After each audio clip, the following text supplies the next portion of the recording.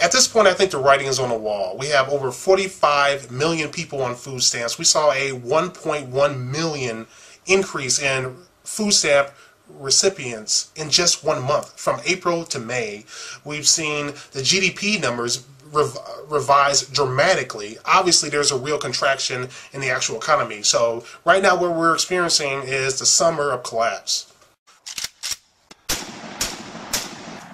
Oh yeah. All right, last Thursday we saw a 500-point drop in the Dow. This was followed by the S&P downgrading the U.S.'s AAA credit rating. We saw the Israeli market crash 7%, only to be closed prematurely. The Asian markets had a 2% correction, and now the Dow has dropped over 600 points in one day. That's today, August 8th, 2011. We saw the NASDAQ have a 7% decline, almost a 7% decline in one day. That's pretty tremendous. This is the worst day we've had since the initial credit crisis, and I've been saying this for the longest.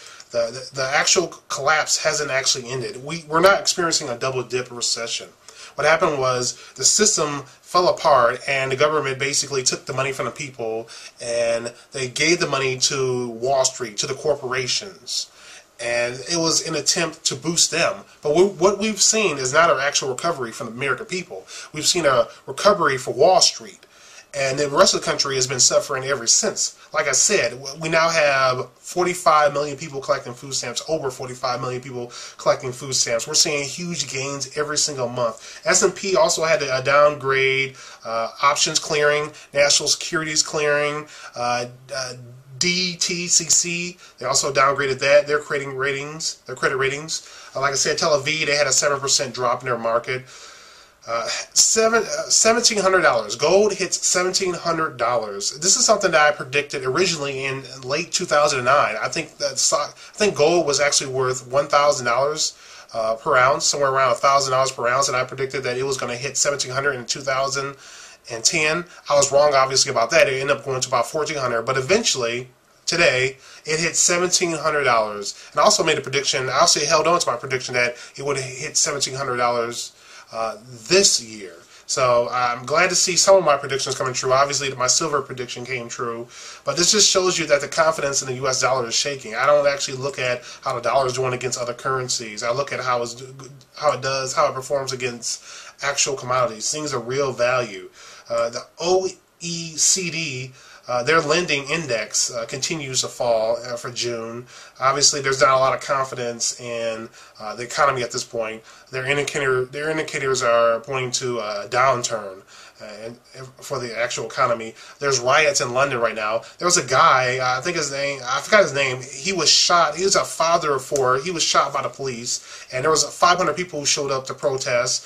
I hear London is going crazy right now.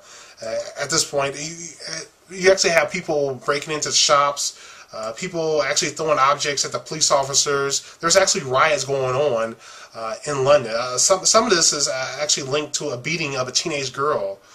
She was throwing a rock, and she was throwing rocks, and then the police ended up beating her up, and now there's anger over that. And it's not just in London. There's an incident in California, in Fullerton. Fullerton police suspected this mentally disabled person of actually breaking into a home, and this person sustained injuries on the neck, the head. They said they basically beat this person to death. They said it took 6 officers to subdue Kelly, and now there's 6 officers on administrative leave. There's calls for resignation of their chief. It's getting really ugly down there. 500 people came out to protest. It hasn't gotten as violent as London, but you do see things change all across the country. For example, you had these 2 white teenagers kill this black guy, James Craig Anderson, 49 years old. He was an auto plant worker. This was in Mississippi. They were driving around in their truck, and they were looking for a black person to kill, a black person to beat up. They found this guy, they beat him up, and one of his kids actually got into his truck and ran him over with his Ford F-250. Ran him over, and it was all captured on video, a whole entire thing. Of course, you have this and the whole incident in Wisconsin where black teenagers were beating up on white people. I don't know what's really going on with people. It's completely insane. There's just so much coming at me at the same time. Of course, you have the helicopter crash in Afghanistan. There's actually a second one that happened. The first crash had 31 soldiers, including that Naval SEAL team that supposedly took out bin Laden. The second crash had 33 people dead. I don't know what the heck is going on over there. You have the ECB trying to, well, the European Central Bank trying to buy up Spanish and Italian bonds, and they're not going to save that mess. Good luck trying to save or bail out Italy. That's a big, big country with some really big problems. I don't think there's no way out of it.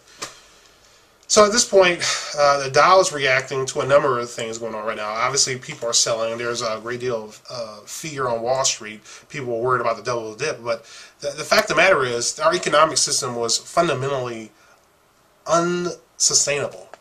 It's been something that was meant to end. And what I think is going to happen is we're going to have a transition.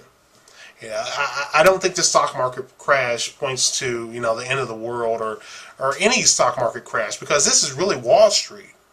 This is basically something that's very different from Main Street. What I'm saying is Main Street has been going through a collapse. It's been happening this summer. You've seen it with the employment numbers. 400,000 new people every single week applying for unemployment benefits. That doesn't include all the people who are self-employed, who lost their job, who lost their ability to make money. From April to May, we had an increase of 1.1 million people applying for food stamps. We now have 45,758,000,000 people collecting food stamps. But that was only in May.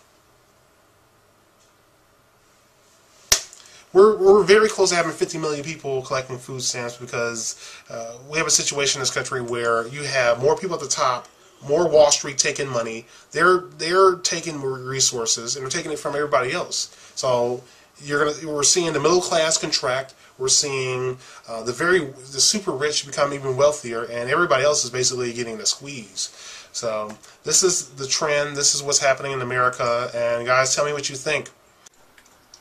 Okay, now is a good time to start storing up food, start storing up water, start getting your emergency supplies, your first aid, get a gun to protect yourself in case things get a little out of control. Also store up ammunition, learn how to use a gun, and get the tools you need to make repairs around the house. So,